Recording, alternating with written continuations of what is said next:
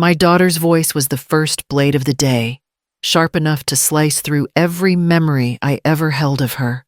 "Those Miami villas are mine," Dahlia said, chin lifted as if she were speaking to servants instead of a courtroom. "She doesn't deserve a cent." The words didn't echo. They landed heavy, deliberate, rehearsed. I sat at the respondent's table, hands folded, my breath steady, only because I had trained it to be. At 72 years old, I thought I had lived long enough to stop being surprised by cruelty, but hearing my own child disown me in front of strangers carved something new and hollow in my chest. Graham, her husband, leaned back in his chair like a man watching a show he had produced. When he caught my eye, he smiled the kind of small, satisfied smile that told me he believed they had already won. Judge Rosalind Vega lowered her reading glasses and looked between us. She was calm the way a storm could be calm, right before it shredded a coastline. "Mrs. Marston," she said, "your attorney submitted a sealed letter to the court prior to today's hearing. I'll review it now." Dahlia stiffened. "A letter from her?" She sounded offended, as if I had broken a rule she invented. I didn't answer. I had learned long ago that silence unsettles the guilty more than any argument. Judge Vega broke the seal with one clean motion. Her eyes scanned the page. Then they stopped. For a moment, the entire room seemed to lean forward. The judge let out a small, cold laugh, the kind that didn't sound amused, only informed. She looked up at my daughter with an expression that drained whatever confidence Dahlia had left. "Oh," Judge Vega murmured, tapping the paper once with her index finger. "So you truly have no idea." Color fled Dahlia's face so quickly it was as if someone had pulled it out from beneath her skin. Even Graham sat up straighter. The judge set the letter down but didn't reveal its contents. "Not yet." She simply said, "We will address this properly." And just like that, the courtroom shifted. Something in the air tightened, and Dahlia's polished certainty finally cracked. I kept my shoulders squared, but inside me, memories churned years of trying, years of forgiving, years of hoping she would not grow into the exact woman she had just proven herself to be. This was never how I imagined our lives would unfold. But I also knew that the road to this moment hadn't started today. It had begun months earlier, with smaller lies, colder stares, and choices she believed I wouldn't see. Judge Vega called for both legal teams to approach. Dahlia refused to look at me. Graham muttered something under his breath, something smug, something meant to scare me, but Mira Laskin, my attorney, placed a gentle hand on my arm. "Let them unravel themselves," she whispered. "They always do." The bailiff stepped forward to organize the evidence.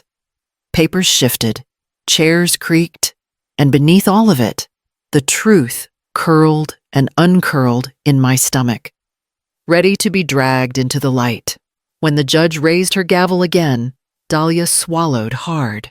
Whatever she thought this trial would be, she had just learned she was not the only one carrying a weapon, and she had no idea how sharp mine truly was.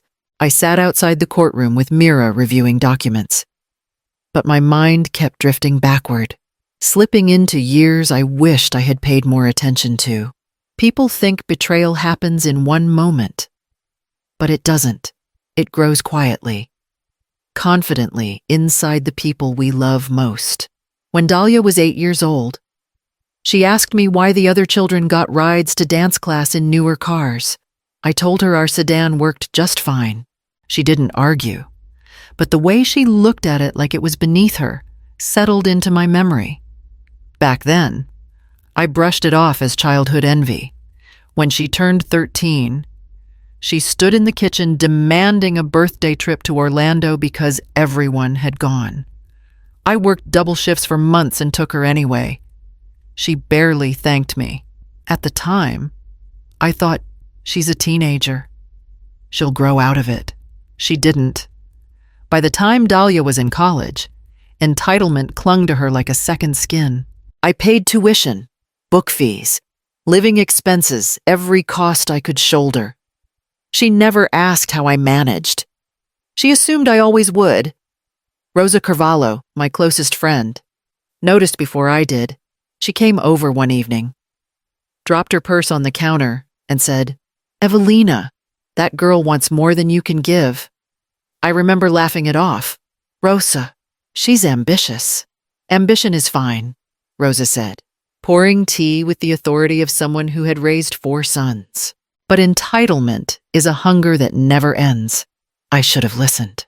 Graham entered Dahlia's life not long after she graduated. He had charm, confidence, and an uncanny ability to talk about himself for hours. Dahlia adored him instantly. I felt uneasy around him, though I couldn't explain why at first. He spoke as if the world owed him comfort. He fit too easily into Dahlia's growing hunger for more luxury, more status, more power. After they married, things escalated. Dahlia called me one day to ask for access to the villa accounts to help with scheduling repairs. When I hesitated, she said, "Mom, it's not that serious." She laughed lightly, as if I were being dramatic. A week later, I received a notice from the county office about a permit application with my signature on it, except the curl of the E was wrong, the slant uneven. Dahlia admitted she might have signed for me because she didn't want to bother me. I remember sitting very still, the paper trembling slightly in my hands.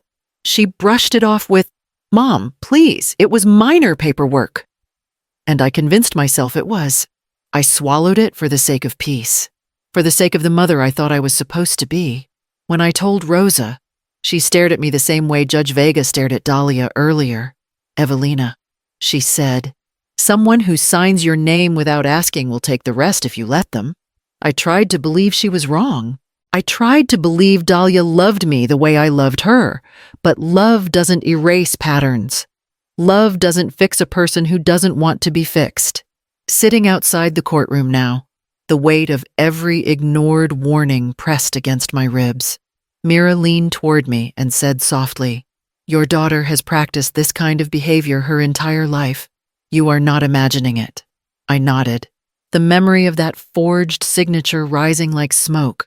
I told Mira about it. She took a slow breath. "That wasn't a mistake. Evelina, that was preparation." The door to the courtroom opened then, and the bailiff called for us to return. I rose slowly, feeling the old wound of motherhood split into something sharper, something that finally had a name. I met Mira Laskin on a Wednesday morning, the kind where the air felt thick enough to chew. She stepped into my kitchen wearing a navy blazer and the expression of someone who had seen the worst of people and stopped being impressed by it. Her handshake was firm. Her gaze was sharper than any courtroom's fluorescent lights. "Mrs. Marston," she said, settling across from me at the table. "I've reviewed the petition your daughter filed." I nodded. It still feels strange hearing someone call her the petitioner. She used to tug on my sleeve just to sit closer. Mira flipped open a folder.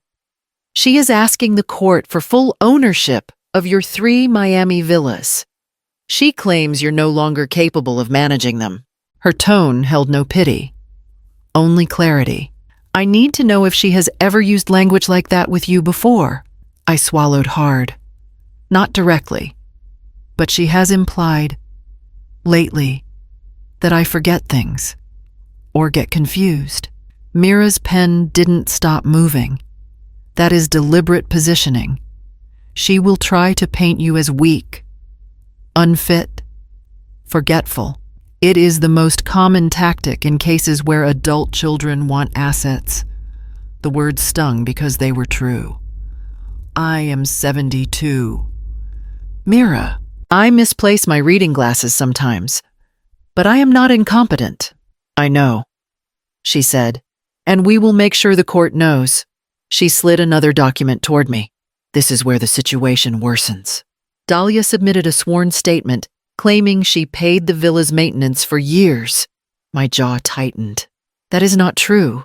Every repair, every tax bill, every contractor, those came out of my account. I believe you, Mira said. Mira, but she is presenting herself as the financial caretaker. That narrative is dangerous. I felt something old and bitter surge in my throat. She knows I kept those buildings afloat. She knows the roof repairs alone were nearly $20,000. She knows the seawall repairs were mine. Then we prove it. Mira replied, We request full bank records going back 10 years. From the living room, the clock ticked softly, each sound a reminder of time spent loving a child who now rewrote history to steal from me. Mira leaned forward. You need to understand something. Dahlia is not treating this like a family dispute. She is treating it like a business acquisition. She believes she can overpower you. She is my daughter, I whispered, and she is counting on that, Mira said gently but firmly. A knot formed in my chest. How did this become war? It became war, Mira said. The moment she filed a petition accusing you of incompetence, I closed my eyes, remembering Dahlia at age 10, running barefoot through the villa's hallways, her laughter echoing against the white walls. Now she wanted to erase me from the deeds like I had never existed. Mira gathered the papers. We build our defense from truth. She builds hers from the narrative she thinks she can sell. I nodded slowly. I will fight. Good, she said, because she is not afraid to lie under oath. And she thinks you won't stop her. I looked at the stack of documents, my life, my work, my sister's legacy, and felt something inside me shift. Not rage, not heartbreak. Resolve. The night after the first hearing, I sat at my kitchen table with a cup of chamomile tea that had long gone cold. The paperwork Mira left behind was stacked neatly in front of me, but my eyes kept drifting to the envelope tucked beneath it, cream-colored, edges slightly worn, my name written in Etta's handwriting.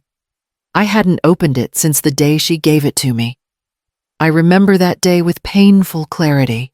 Etta was already frail then, her voice thin but steady as she sat beside me on the porch of Villa 2. She pulled the envelope from her sweater and placed it in my hands. For emergencies only, she whispered. And, Evelina, you'll know when.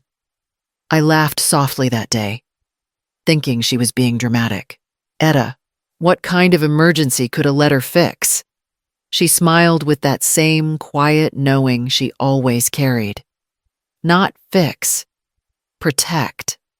Now, staring at that envelope under the dim kitchen light, I felt the weight of her foresight pressing against my ribs. The villas had been our shared dream. When we first bought them, 3 aging properties patched together along the waterline, we spent months rebuilding them room by room. I had been the one hauling materials and taking measurements. Etta had been the one painting walls, humming old songs off-key, insisting we name each villa after different flowers. One afternoon, knee-deep in drywall dust, she nudged me with her elbow and said, One day, these will be your escape when life gets loud. I'm not going anywhere, I replied. You will, she said softly. Everyone does. She had always sensed things before the rest of us. I blinked back to the present and rubbed my thumb across the envelope. Dahlia's voice from the courtroom echoed in my mind, cold, rehearsed, so far from the little girl Etta once adored. I thought about the last time Dahlia had visited Etta while she was still alive. Etta had been bedridden, her eyes tired but aware. I arrived at the villa late that afternoon and heard Dahlia speaking in the bedroom. It's just paperwork. Aunt Etta, she said, you could help Mom by signing. She's too stressed. It's just housekeeping. Housekeeping. When I stepped into the room, Dahlia froze. Etta looked cornered, her hands trembling above the paper. I crossed the room without speaking and lifted the document from the bed. It was a property transfer request. My name had been typed neatly at the bottom with a blank space for Etta's signature. Dahlia tried to laugh it off. Mom, I was just helping streamline things. I didn't shout. I didn't accuse. I only said, leave, and Dahlia left, slamming the door with a force that made Etta wince. Later that night, Etta reached for my hand. She will try again, she whispered. Not at me, at you. I had brushed it aside then, convincing myself she was tired, confused, imagining the worst. I never understood how much she had seen before the rest of us. Now, with the courtroom battle unfolding and Dahlia's greed blooming in full view, Etta's words felt carved into my bones. I lifted the envelope and held it tightly, feeling its weight like a pulse in my palm. Whatever she left for me, she believed it mattered. She believed I would need it. And for the first time, I believed her too. The second I stepped back into the courtroom, Dahlia was already in position chin high, posture perfect, confidence arranged on her like another layer of jewelry. When the judge signaled for her to approach the stand, she walked with slow, deliberate grace, as though she were preparing to receive an award rather than accuse her mother of incompetence. Mrs. Marston Kerr, Judge Vega said, "You may begin your statement." Dahlia folded her hands neatly in her lap. Your Honor, this is not easy for me. She glanced over her shoulder at me, eyes glossy with manufactured grief. My mother has always been a proud woman, but lately, she's been declining. My breath caught at the word. She forgets things. Dahlia continued, important things. She misplaces documents. She repeats stories. She once told me she mailed a tax payment, but never did. When I checked, the notice showed she had missed the deadline. That is not true, I whispered, but Mira squeezed my wrist. A reminder to let the lies hang in the air for the judge to dissect. Dahlia dabbed her eyes with a tissue that had waited in her lap like a prop. I have been trying to help her, but she refuses assistance. The villas require management, repairs, organization, and she is no longer capable of handling those responsibilities. Graham rose from his seat as if on cue. Your Honor, if I may add something, my wife has carried the financial burden for years. I have seen the strain this has caused her. We only want to protect the properties from falling apart. Judge Vega raised a brow. Protect. From the legal owner. Graham swallowed, realizing he had stepped too far, but Dahlia recovered swiftly. We're not trying to take anything. We simply want to ensure the villas remain functional. My mother does not understand the real costs involved. That was when Mira stood, calm, controlled, dangerous in her stillness. Your Honor, she said, I would like to submit evidence contradicting the petitioner's claims. She handed Judge Vega a stack of color-coded binders, each labeled with a year. These are the official tax records, maintenance invoices, and bank statements for all 3 villas over the past 10 years. Mira said, every payment was made from accounts owned solely by my client, Mrs. Evelina Marston. Dahlia's smile wavered, but Mira wasn't done. Furthermore, she continued, Mrs. Marston has never missed a tax payment. Not once. The petitioner's claim of a missed deadline is false, and the alleged repairs they say they contributed to those line items do not exist in any financial record. Graham leaned forward. There must be a mistake.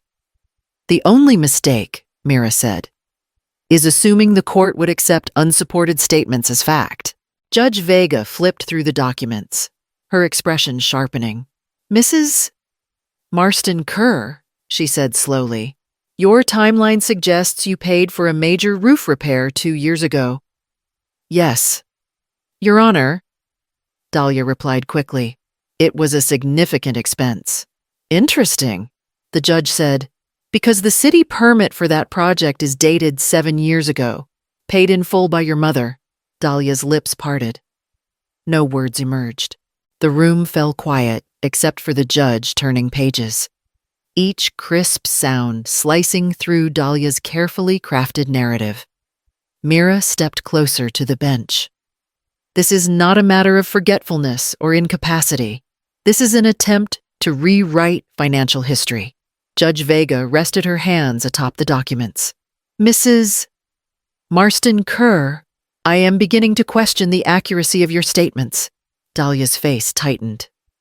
Graham looked down at his shoes. I breathed in, slow and steady, watching the cracks spread across their performance. For the first time since this nightmare began, the truth didn't feel like a whisper. It felt like a door finally opening. Mira called me the morning after the first hearing, her voice sharper than usual. Evelina, I need you to come to my office, now. When I arrived, she already had her laptop open. Several printed pages spread across her desk like a battlefield. I requested preliminary financial discovery, she said. The system pulled something unexpected. She slid the pages toward me. Each sheet held an email, Dahlia's name, Graham's name, the dates weeks before they filed the lawsuit. The subject lines were worse: preliminary valuation of all 3 properties, requesting market analysis for full sale, projected profit split. I stared at the paper, unable to blink. They tried to sell the villas. Not tried, Mira said. They initiated talks with a realtor in Coral Gables, a woman named Liana Herrera. She tapped the email showing Dahlia's confident words. We expect ownership transfer soon. Begin preparing the listing. My throat tightened. She talked as if she already owned them. Yes, Mira said. She and Graham positioned themselves as the soon-to-be legal owners. They were preparing a sale worth several $1 million. Graham's email was even more blatant. We want the listing live within 60 days of the court decision. 60 days! They had planned the timeline before a judge ever saw our faces. I felt heat rising at the base of my spine, a slow, burning anger I hadn't allowed myself to feel until now.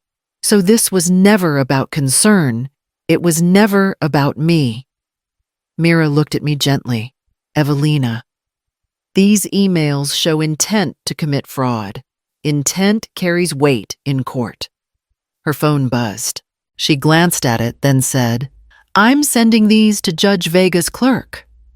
She needs to see them before the next hearing. This time, Mira didn't soften her tone. Your daughter and son-in-law were preparing to profit off your sister's legacy. The judge will not take this lightly. Before I could answer, her assistant stepped into the doorway. Ms. Laskin, Judge Vega's office returned your message. The judge is requesting full financial records from all involved parties. Mira nodded. Good. That means she's suspicious. I exhaled shakily. Suspicious of Dahlia. Suspicious enough, Mira said, closing the laptop, that she wants to follow the money. I stood, gathering my purse. When Mira's intercom buzzed again, her assistant called out, There's a man on the phone asking for Evelina Marston. He says his name is Jonah Blythe. My chest tightened. Etta's caretaker. Yes, the assistant replied. He asked if he could speak to you privately. Mira lifted her brow. Do you know why he'd be calling now? No, I murmured. Stepping toward the receiver, I pressed it to my ear. Jonah. His voice was quiet, low, familiar. Mrs. Marston. I heard what's happening. I swallowed. News travels fast. It does when people loved your sister. He said, Etta told me something before she passed. Something I didn't know if I should share. There was a pause, one heavy enough to pull the air from the room. She saw this coming. Evelina. My fingers tightened around the phone. What do you mean? She left something behind. He said, For you, I think it is time you had it. He didn't elaborate. He didn't explain. He only said, I'll bring it to you. Jonah arrived at my door just after dusk. His shoulders hunched as if he had been carrying something far heavier than the small leather satchel in his hand. When I opened the door, He offered a soft, familiar smile, the same one he used to give Etta when she struggled to stand and he wanted her to feel safe. "Mrs. Marston," he said gently. "Jonah, please, come in." He stepped inside, wiping his palms against his jeans. Jonah had cared for my sister for nearly 4 years. He knew her medical routines, her favorite teas, her stubborn moods, and her softest vulnerabilities. But tonight, he seemed cautious quiet in a way that told me he had rehearsed what he was about to say. "I brought everything Etta documented," he said, placing the satchel on my table. "And something more. Something she asked me to give you only if things ever took a certain turn." My stomach tightened. "What kind of turn?" He opened the satchel. Inside were binders, her medical logs, symptom reports, pages in her handwriting. He slid one binder toward me. "This covers her final 9 months," he said. "I kept detailed notes for her doctors, but there's something in the margins you should see." I opened the first binder. Tiny scribbles lined the pages, Etta's handwriting, shaky but unmistakable. Dahlia came again. "Pushed me to sign. Said Evelina can't handle things." Told her no. Felt guilty. I felt my throat close around a surge of heat. "She didn't tell me. She didn't want you to worry," Jonah said. "But Dahlia came more than you think. Always when you weren't there, always bringing papers she called routine." My pulse pounded at the word. Papers. She kept pressing her. Jonah continued, telling her the villas needed new management, telling her you were too tired, too emotional. He paused. Too soft. My hands curled against the binder. "Etta thought I couldn't defend myself." Jonah shook his head gently. "She thought you had too kind a heart. And she said, kindness is dangerous when someone wants to take what you love." For a moment, I couldn't speak. Memories of Etta. Her gentle voice. Her frail fingers squeezing mine rose around me like waves I could barely breathe through. "I should have known," I whispered. "I should have seen what Dahlia was doing. Etta didn't want you to see," he said softly. "She wanted you to spend her last days with peace, not fear." He hesitated before reaching deeper into the satchel. When he pulled out the small black recorder, my breath stilled. "She left this," he said. "She made it 3 days before she passed. She asked me to hold it until someone tried to take the villas from you." I stared at the device. Cold metal glinting in the kitchen light. What did she say in it? Jonah didn't answer immediately. His silence told me everything. When she finished recording, he said, "She cried. Not because she was scared, because she thought this moment would come for you. She hoped she was wrong." My fingers trembled slightly as I took the recorder. Jonah's eyes softened. "Etta wanted you to know the truth. All of it. She knew you loved Dahlia. She knew that love could blind you." I set the recorder on the table, unable to bring myself to press play just yet. Jonah placed a hand over mine for a brief moment. "Whatever she says, she said it to protect you." The weight of the recorder felt heavier than any grief I'd carried. Not because of what it might reveal about Dahlia, but because Etta had seen this storm long before I did. I waited until Jonah left before I pressed play. My hands shook so badly the recorder nearly slipped from my fingers. But when Etta's voice filled the room, every muscle in my body went still. "Evelina," she whispered, her breaths uneven. "If you are hearing this, then Dahlia has done something you cannot ignore." I closed my eyes. "She came again today," Etta continued. "She brought papers. She said it was for your sake. She said you were overwhelmed and needed help managing the villas." There was a rustle, Etta shifting in bed, exhausted. "But that was not what she wanted. She wanted your properties. Evelina, she wanted them while you are still alive." My throat tightened, the ache spreading down my spine. "She spoke to me like I was already gone," Etta said. cold, rushed, as if I were in the way, a ragged breath. She told me signing would give you peace. But I know my sister. You do not need rescuing. You need protecting. Another breath, longer, wet with pain. Dahlia does not love the villas for what they mean to you, Etta whispered. She loves them for what she will gain. The recorder clicked faintly, as though she were gripping it harder. You must defend yourself, even from her. A pause, and then, barely audible, especially from her. The recording ended with a soft exhale, one I recognized as the sound she made when she was trying not to cry. I sat at the kitchen table, the recorder still in my hand. While the silence grew thick around me, it was one thing to suspect Dahlia. It was another to hear Etta choke on truth in her final days. I felt the grief, the anger, the betrayal all tangled together, pulling me in too many directions at once. When I arrived at court the next morning, Mira noticed instantly. You heard it, she murmured. I did. We submit it today, inside the courtroom. Dahlia stood beside Graham, still dressed in confidence, but when Mira requested permission to play the recording, Dahlia's mask slipped the smallest crack, but enough. Graham whispered.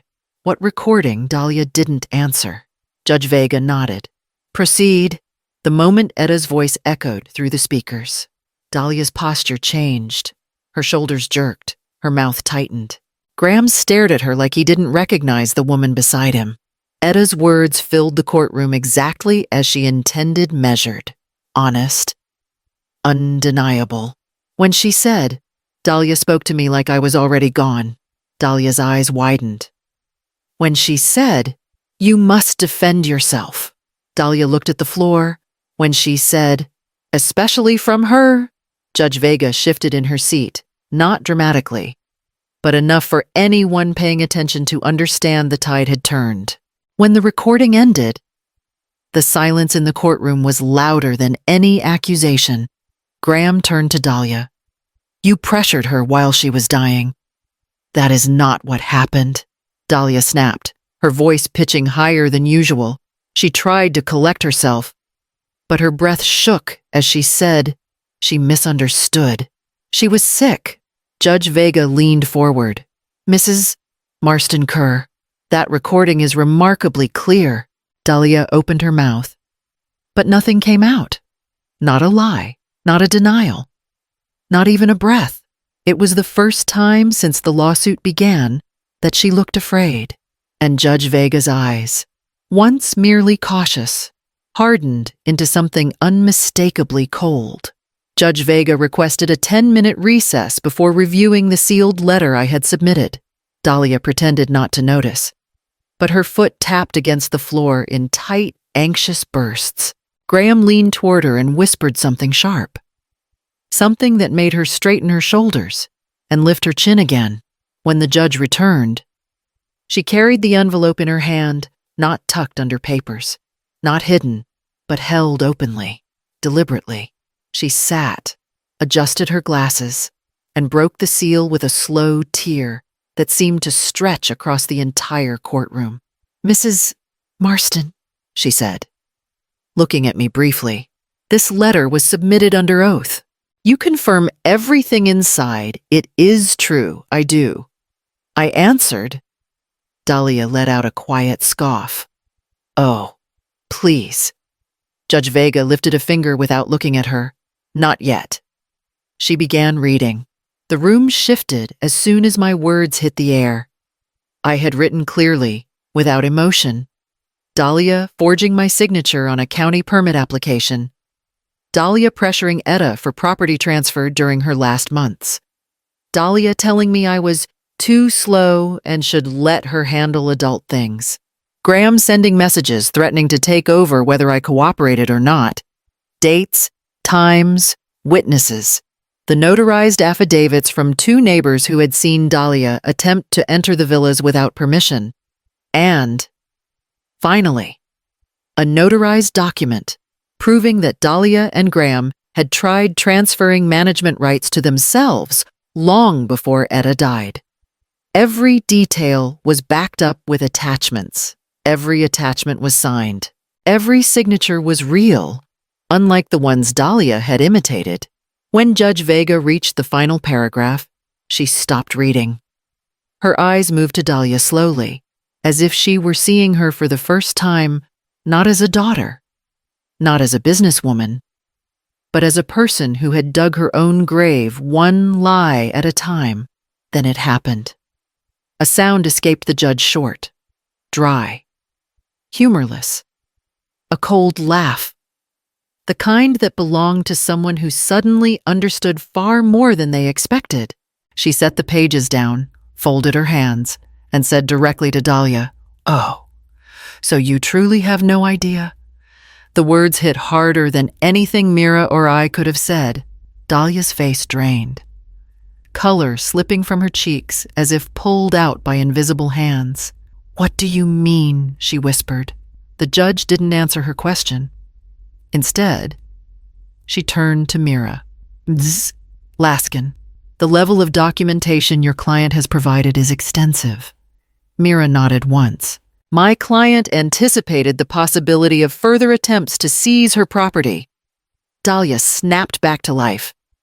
"This is ridiculous." "She's lying. She's staging things to make me look bad." Judge Vega's voice remained steady.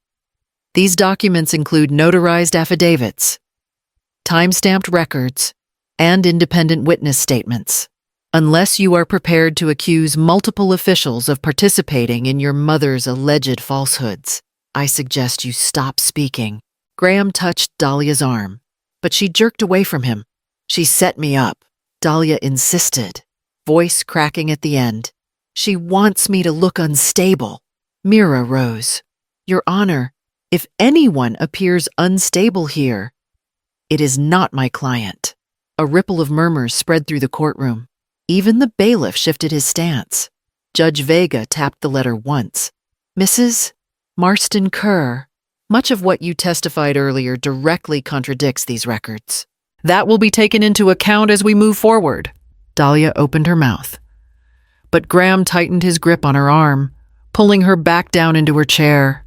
He whispered urgently, but his words didn't calm her. They only made her eyes widen further, like she was realizing how far they had already fallen.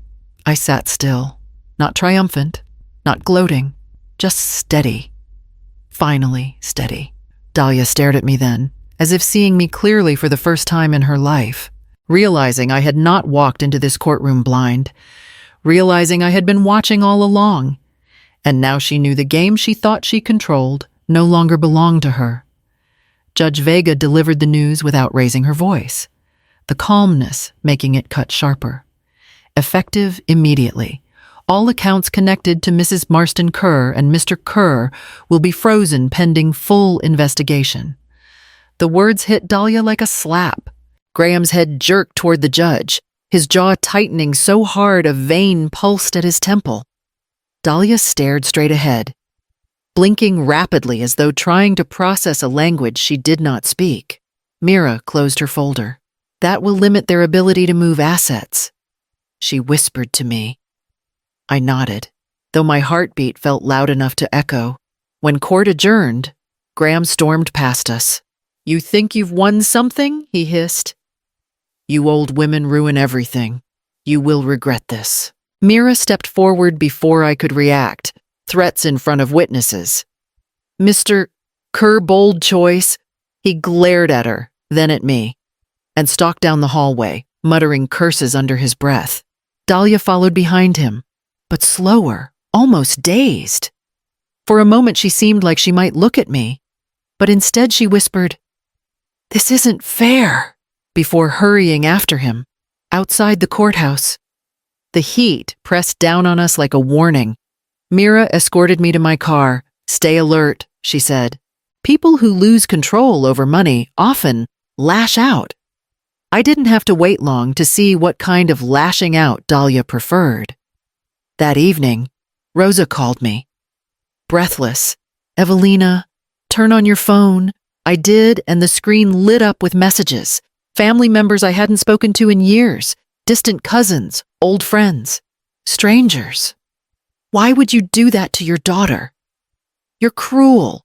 How could you leave her with nothing? She said you hid money from her. The messages poured in, dozens of them, dripping with judgment and sympathy for Dahlia. Rosa's voice trembled with anger. She's spreading lies. She posted that you abused her financially, that you refused to help when she was struggling. I swallowed hard. She knows exactly what strings to pull. She's making herself the victim, Rosa said. People are sharing it everywhere. A notification dinged again, another message. Your daughter says you stole inheritance money.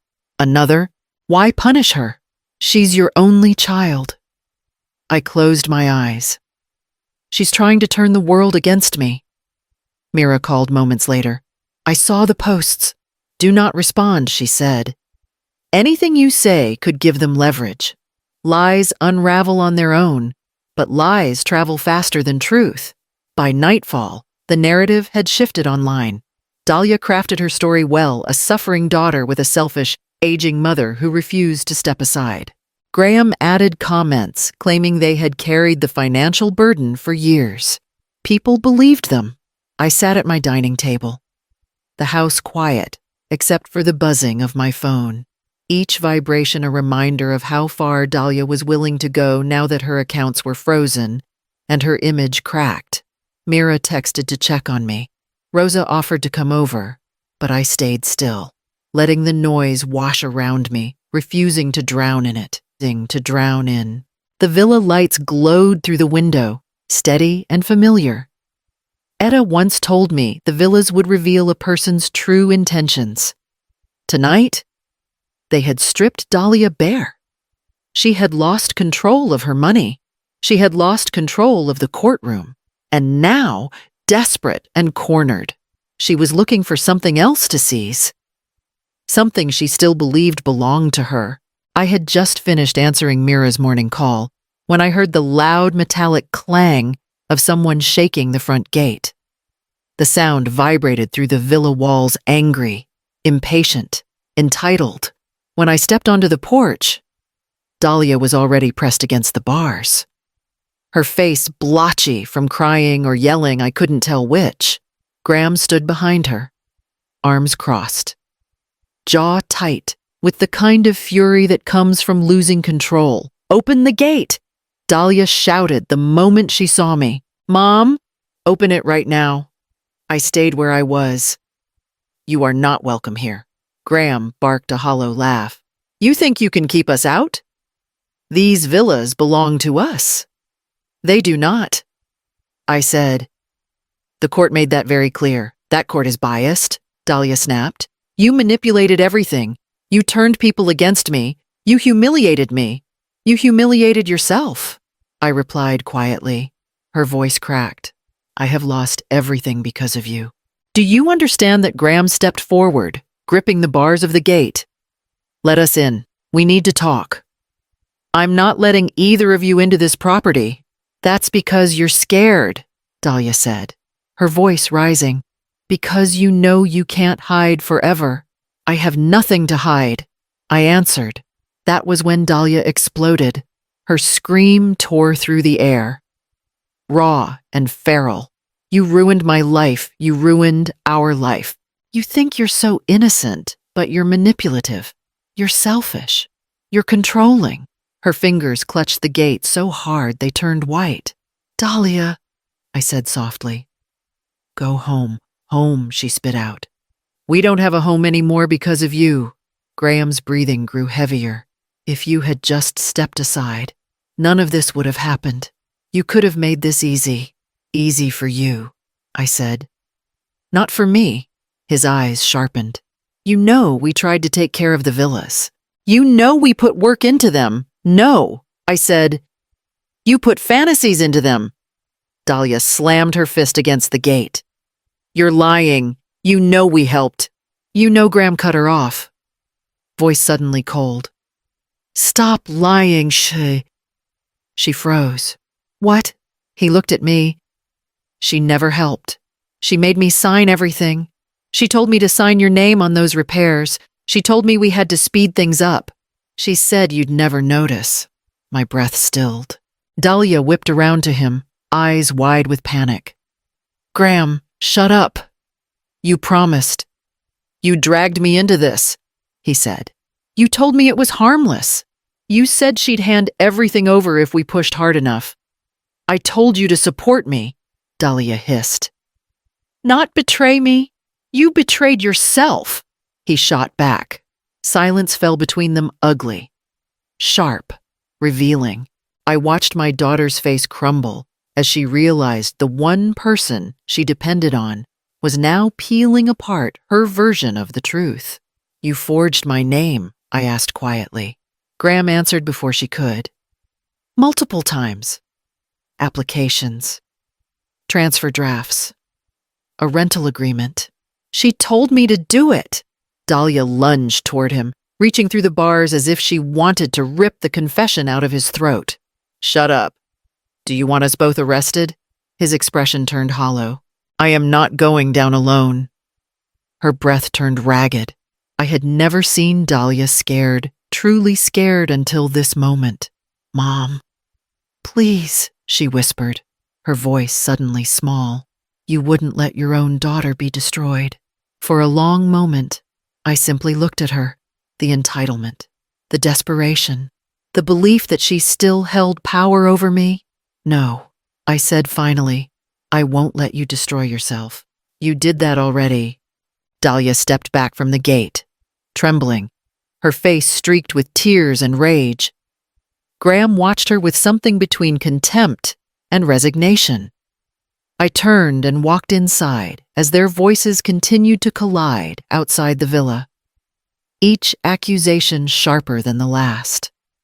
Whatever they planned next, it was no longer just greed. It was survival. The courtroom felt smaller the second time, as if the walls themselves were bracing for what was about to be revealed. Mira stood beside me, calm but coiled, while Dahlia and Graham sat at the opposite table, not speaking to each other. Dahlia's hands kept twisting in her lap. Graham stared straight ahead, jaw locked. Judge Vega entered, her expression unreadable. We will proceed with the new evidence, she said. Ms. Laskin, you may begin. Mira stepped forward with a confidence that sliced clean through the tension. Your Honor, we will be presenting documents and recordings that establish a clear pattern of manipulation, forgery, and financial coercion. Her first exhibit was the stack of emails. She read them aloud, one by one, Graham's messages to the realtor in Coral Gables. Dahlia's confident assurance that ownership transfer was imminent. Their plan to have all 3 villas listed within 60 days of a court ruling. Dahlia's face tightened. That was only an inquiry, she muttered. Judge Vega looked up. Your language suggests certainty, not inquiry. Before Dahlia could defend herself, Mira moved on. These, she said, placing a new set of documents on the judge's bench, are the forged signatures. She pointed to the county permit. Then the draft transfer forms. The rental agreement, each one with my name written in the same slight, unnatural slant, all submitted without Mrs. Marston's consent. Graham shifted in his chair, Dahlia whispered. Do not say anything. He ignored her. Your Honor, she told me to sign them. I didn't know it was illegal. You didn't know, Dahlia snapped under her breath. Are you serious? Mira didn't hide her satisfaction. And now, Your Honor, we present the recording. Dahlia's breath hitched. No, that is not admissible. It is, Judge Vega said sharply. Sit down. When Etta's voice played through the speakers, even the court reporter paused her typing. The room absorbed every word Etta describing Dahlia's pressure, her coldness, her insistence on signatures, her attempts to secure ownership while Etta was dying. Dahlia's face went white. Graham closed his eyes. When the recording ended, Silence clung to the walls. Judge Vega turned her gaze to Jonah, who had been waiting quietly in the back row. "Mr. Blythe, would you come forward?" Jonah approached the stand with the steady steps of a man who had made peace with truth long ago. He raised his hand, swore in, and sat. "Mr. Blythe," Mira said, "did you witness the petitioner pressuring Ms. Blythe during her final months?" "I did," Jonah said, "many times. She brought documents. She pushed. She spoke to Ms. Blythe with impatience and disrespect. Etta refused every time. And why didn't you report it earlier?" Mira asked. Jonah met my eyes before answering. "Because Etta asked me not to burden her sister while she was still grieving." A murmur rippled through the courtroom. Judge Vega leaned back, studying Dahlia. "Mrs. Marston Kerr, do you dispute any of this testimony?" Dahlia stood too quickly. "Jonah hated me. He never liked me. None of this is true. I was trying to help. My mother is pretending to be the victim because she wants sympathy." Graham let out a bitter laugh. "You pressured a dying woman. Everyone knows it now." "Stop digging." "Shut up," Dahlia hissed at him. "You ruined everything. We ruined it together," he shot back. Their voices clashed anger, desperation, blame. The courtroom murmurs grew louder as they argued openly, their united front splintering into panic. Judge Vega slammed her gavel once. "Enough." The room fell silent. Based on the evidence submitted, she said, and the petitioner's own contradictory statements, this court finds considerable grounds to investigate elder exploitation. Dahlia's knees buckled slightly. Investigate what the judge's tone hardened. Forgery, coercion, attempted unlawful transfer, all under the category of elder exploitation. It appears you pursued ownership long before this lawsuit. Mira placed a steady hand on my arm. Dahlia grabbed the edge of her table as though the floor had tilted beneath her.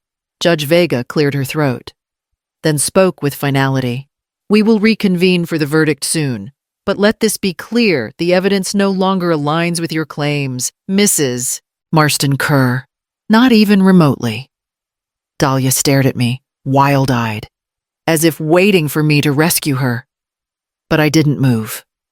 The truth was finally louder than her lies. Judge Vega returned to the bench with a stack of papers in her hands and the kind of expression that left no room for hope on the petitioner's side. Dahlia sat rigid beside Graham, her fingers digging into the fabric of her skirt. I could hear her breathing short, shallow, frantic. "This court has reviewed all evidence," Judge Vega began. "The forged documents, the financial emails, the notarized statements, the recording left by Ms. Etta Blythe, and the contradictory testimony provided by the petitioners." She paused, letting the silence harden. "It is the ruling of this court that full and permanent ownership of all 3 Miami villas shall remain with Mrs. Evelina Marston." Dahlia exhaled sharply, almost a sob. Graham muttered something under his breath, shaking his head. Judge Vega continued, her tone unwavering. "Furthermore, the petitioners, Mrs. Dahlia Marston Kerr and Mr. Graham Kerr, are ordered to repay all misused funds drawn from accounts connected to the villas. The total amount will be determined by a financial audit, but preliminary estimates place it at several $100,000. Dahlia's chair scraped loudly against the floor as she stood. "Your Honor, please, you do not understand. I understand perfectly," Judge Vega said, holding up a hand. "Sit down." Dahlia sank back into the chair, her face crumpling. "In addition," the judge said, "a restraining order will be issued, preventing either petitioner from approaching Mrs. Marston or the villa properties." Graham snorted. "That's ridiculous. We're not criminals." Judge Vega fixed him with a stare colder than steel. "There will also be a referral to state investigators for potential charges of elder exploitation, forgery, and attempted unlawful transfer of property. The words landed like blows. Dahlia's hand flew to her mouth. Graham pushed his chair back and stood abruptly. I told you, he snapped at her. I told you this would happen. You dragged me into your mess. My mess, Dahlia choked out. You pushed me. You said we had to hurry. You forged the signatures, he shot back. You said she would never fight you.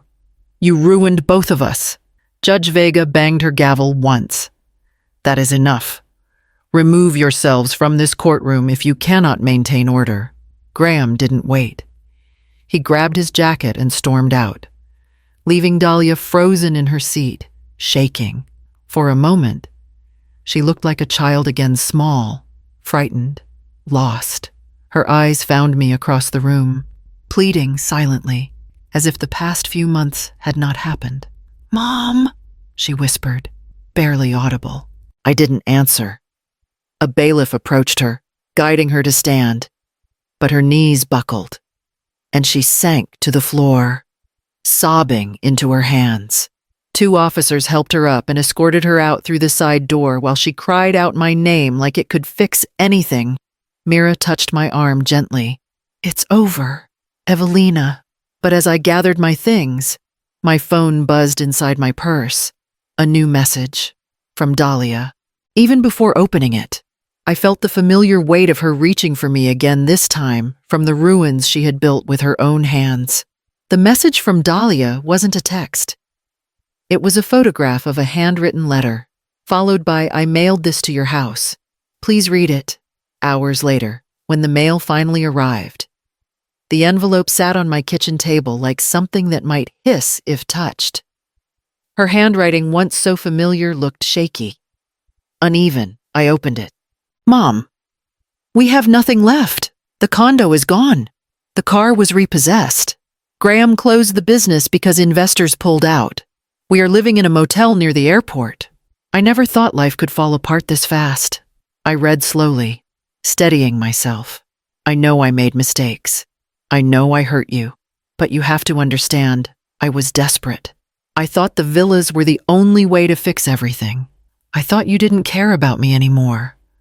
I thought you were keeping things from me. The words blurred. Not from tears, but from disbelief.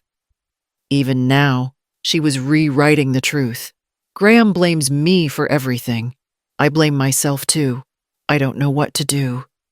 Please, please help me. I am your daughter. You can't just abandon me like this. I'm sorry. Dahlia. I placed the letter down. The room felt still, heavy with the echo of every lie she had ever told.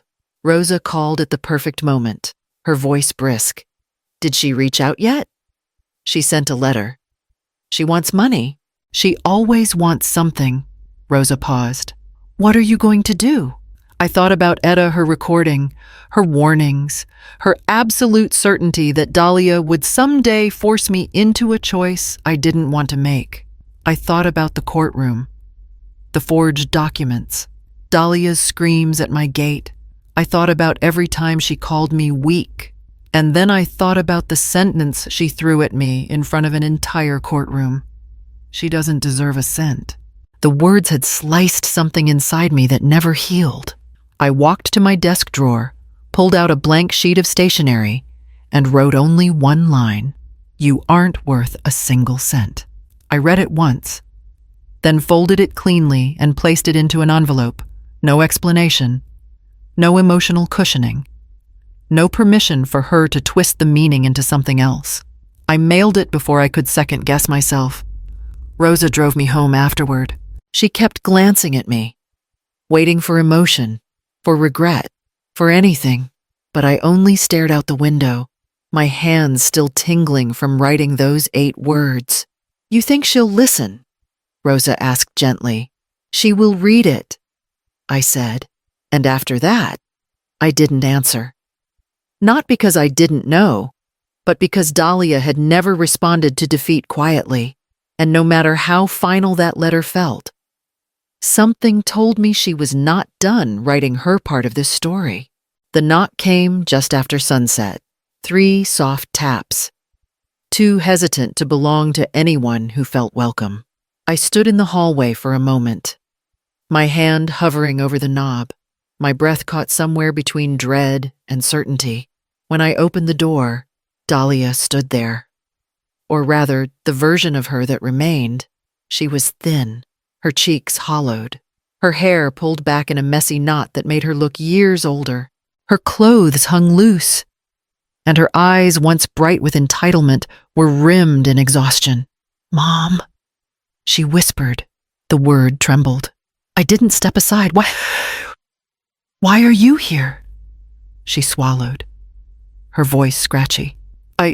I didn't know where else to go.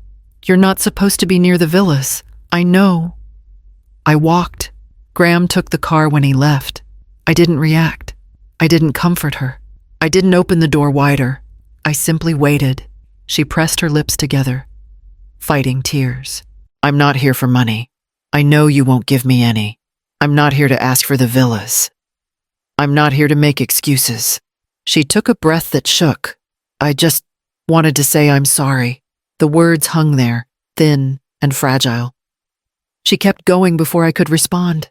"I know it doesn't change anything. I know I ruined everything. I know I hurt you. I know I hurt Aunt Etta. I know it's all my fault." Her arms wrapped around herself. "When I got your letter." Those 8 words. They cut deeper than anything the judge said. "You needed to hear it," I said quietly. She nodded, tears slipping down her chin. "I guess I did." A long silence settled between us. In the fading light, she looked like a ghost of the girl I once raised lost, frightened, stripped of everything she used to hide behind. "Do you want me to forgive you?" I asked. She looked up, startled. "No. I mean, of course I do, but that's not why I came. I came because the version of me who did all of that, I don't want to be her anymore." Her voice cracked with something raw, something I hadn't heard from her in years, honesty. But honesty wasn't enough. "I can accept your apology," I said, "but that doesn't mean we rebuild anything." She flinched. "I figured. You nearly destroyed everything Etta and I built. You forged my name. You lied about me. You tried to take what wasn't yours. I know. You tore apart your own life." She nodded again, slower this time. "I know, and now," I said, "you want what from me for the first time since she arrived?" She looked directly at me, really looked, without anger or bravado. "I want you to know that I'm trying to change," she whispered. "And I want to understand why I became this way. That's something you have to figure out on your own," I said. She stepped back, wiping her face with the heel of her hand. "I'm going to therapy. The court assigned someone, and I actually went. I talked. I said things I never said before." I raised an eyebrow. "Like what?" She hesitated, then exhaled painfully, like the fact that I hated Aunt Etta. That pierced deeper than I expected. "Hated her," I repeated. She nodded, eyes already spilling over again. "Because you always loved her more." I stared at her. "That isn't true." "It felt true," she said, voice breaking. "You laughed with her. You trusted her. You listened to her. You never looked at me the way you looked at her. And I hated it. I hated how easy it was for you to choose her. And I hated myself for knowing she deserved it." Her confession dropped like a stone between us. "You resented her," I said slowly. "I resented her because she was everything I wasn't." Dahlia whispered. "Kind, good, someone worth loving." I didn't answer right away. I couldn't. Her words were too sharp, too honest, too late. I finally said, "Loving Etta never meant I loved you less." She nodded, but I could tell she didn't believe it, not yet. She wiped her eyes again. "I should go. I'm sorry. Truly." She turned to leave, but I reached out not to grab her, not to pull her close, but to gently touch her arm. "Dahlia," she looked back at me, "you are the one who decides who you become next." I said, Not me, not the villas, not money. For a moment, her face softened just a flicker, like the child she once was still hiding somewhere inside. Then she pulled her arm away, nodded silently, and walked down the path toward the street lamp, where the shadows swallowed her gently.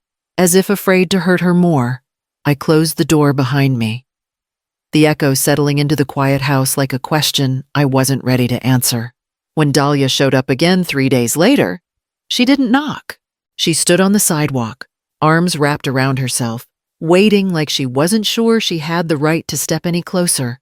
I met her at the gate, keeping a careful distance between us. "Mom," she said quietly, "I'm not here to ask for anything." I nodded once. "Good." She looked thinner than before, exhaustion carved into her face, dark shadows beneath her eyes. But for the first time in years, she didn't look angry. She just looked emptied. I talked to my therapist. She murmured. She asked me what I wanted from you. And I told her, "I don't know. You don't owe me anything." I kept my hands folded in front of me. "You are right." Her shoulders dropped, as if she had braced for something else, punishment. "Maybe, or forgiveness, or both. I'm trying," she whispered. "I don't know how to undo what I did. I don't know how to start over." "You start by taking responsibility," I said, "not by asking others to clean up after you." She nodded, swallowing hard. "I know." The silence stretched between us. Years of hurt, years of warnings I had ignored, years of pretending everything was fine when it wasn't. She rubbed her hands together, her voice barely above a breath. "I just don't want to fail again." "You will fail," I said. "Everyone fails. The question is what you do afterward." Her eyes filled, but she didn't break this time. She just let herself feel it. "I can't give you money," I added. "I won't support you financially. I won't fix your debts." "I didn't come for that," she said firmly. "I know," I replied, "but I needed to say it clearly." She nodded again. A small tremor ran through her fingers. "So then, why am I here? Because I can give you something else." I said, "Something small, something temporary." I reached into my bag and handed her an envelope. Her hands shook as she opened it. Inside was a referral card for a long-term housing program, one specifically for people trying to rebuild their lives after legal or financial collapse. And behind it, 3 vouchers, 3 months of therapy, only 3. When Dahlia looked up, confused, I met her eyes steadily. "This is all I am offering," I said. "Housing assistance to help you stand long enough to walk. And 3 months of therapy, no more." She blinked slowly. "Why?" "Because this isn't charity," I said softly. "This is a boundary." Her lips parted, but no words came out. I continued, "I am not doing this for you. I am doing this so I never become like you, someone who takes without giving, who demands without gratitude, who harms the people she claims to love." Her breath hitched. "I don't want to be that person anymore." "Then prove it," I said. "To yourself, not to me." She stared down at the envelope as if it weighed far more than it should. I'll try. That's all that's required," I said, trying. "But it has to be consistent. It has to be real." Dahlia pressed the envelope to her chest. "Thank you. I know it's not forgiveness. I know it's not. Us going back to what we were. We can't go back," I said gently, "but you can go forward. And maybe one day that will be enough." She nodded slow, deliberate. Then she stepped back, wiping her face with unsteady hands. "I should go," she whispered. "Before I say something that ruins this moment," I offered a small nod. "Take care of yourself." She turned and walked down the sidewalk, moving carefully, almost cautiously, and for the first time, she didn't look back to see if I was watching. I stood by the gate long after she disappeared from view. I didn't feel triumphant. I didn't feel vindicated. I didn't feel broken. I felt resolved. And when I finally stepped back inside the villa, my eyes drifted to the dresser drawer where I kept Etta's old envelope sealed, untouched for months. The handwriting fading slightly. I had always known Etta left it for a reason, but now, after everything Dahlia had put me through, I finally understood the weight beneath her final gift. Whatever closure she had hoped I would find, I was ready to open the letter and face it.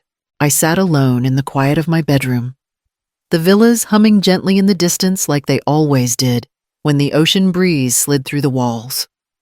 The drawer where I kept Etta's envelope felt heavier than it ever had, as though the paper inside carried more than ink. It carried timing, her timing. I opened it carefully, afraid the fragile edges might tear. Inside was a single sheet of stationery, written in her looping handwriting, the kind she used when she wanted me to slow down and really read her words. Sweet girl, if you are reading this, then you have stood up for yourself in a way I always knew you could. I worried you might hesitate. I worried you might choose pain just to keep the peace. But I also knew you would reach a moment when choosing yourself was the only path left. My throat tightened. Protect your peace. Protect your heart. You are worth everything, not because of what you own or what you give or what you endure. You are worth everything simply because you survived us, survived life, survived love, and still remained kind. Do not let anyone, especially family, take that from you. I pressed the letter against my chest. The tears came quietly at first, then deeper, shaking me until I had to grip the edge of the dresser to keep steady. It wasn't grief anymore. It wasn't betrayal. It wasn't loss. It was release, the kind that feels like breathing after being underwater too long. I stayed there, holding her words, letting them settle into the places that had been hollow for years. When the crying finally stopped, I walked out to the balcony of Villa 1. The sun was setting over Miami, gilding the rooftops in soft gold. Waves broke against the shoreline with the same steady rhythm they had when Etta and I first rebuilt these villas with our own hands. I leaned on the railing, feeling the warmth on my skin, feeling something inside me align for the first time in months. Jonah had been right. Etta saw all of this long before I did. My phone buzzed on the outdoor table. Mira had sent me a final update. Court approved all transfers. Charges moving forward. Debt reassigned. I opened the attachment. It was the official document reassigning every forged debt under my name back to Dahlia legally, permanently, cleanly. All of it traced directly to her handwriting, her approvals, her signatures she thought no one would ever catch. This wasn't cruelty. This was consequence. Later that afternoon, I drove to the courthouse and asked the clerk for a physical copy stamped with the seal. When she handed it to me, the paper felt cool and steady, unlike the heat in my daughter's voice the last time she begged, back at the villa. I sat in the living room holding the document. The sun had dipped lower, painting the room amber. I didn't feel triumphant. I didn't feel vindictive, I felt clear. I whispered the words I had been waiting to say since the moment she forged my name the first time. This is your inheritance. Not spoken with venom, not with triumph, but with the calm acceptance of someone who has finally stopped carrying another person's shame. Dahlia and Graham now faced court-mandated repayment that would take years. A criminal investigation for elder exploitation, public exposure as their lies unraveled one by one. The life they built on entitlement was collapsing, and I wasn't holding it up anymore. I folded the document and placed it neatly in my safe. Then I stepped back onto the balcony. The colors in the sky had shifted to deep coral and violet, wrapping the villas in warmth. The air smelled like salt and new beginnings. Holding Etta's letter in one hand and the last legal paper in the other, I finally felt something I hadn't felt in a long time. Something heavier than anger and lighter than forgiveness. I felt whole. The villas glowed beneath the evening light, the final reminder of everything my sister left me, not just walls, not just land, not just a legacy, a lesson, a boundary, a promise to myself. And as I breathed in, letting the peace settle, I whispered a quiet thank you into the wind for Etta, for the fight, for the end. Before I closed the chapter for good, I looked down at the letter once more. Protect your peace. Protect your heart. You are worth everything. Tonight, I finally believed her. If you've ever had to reclaim your own peace, tap like, share your story, and subscribe for more. Final chapter. Hook. When someone tries to take your whole world, what does it feel like to finally reclaim yourself?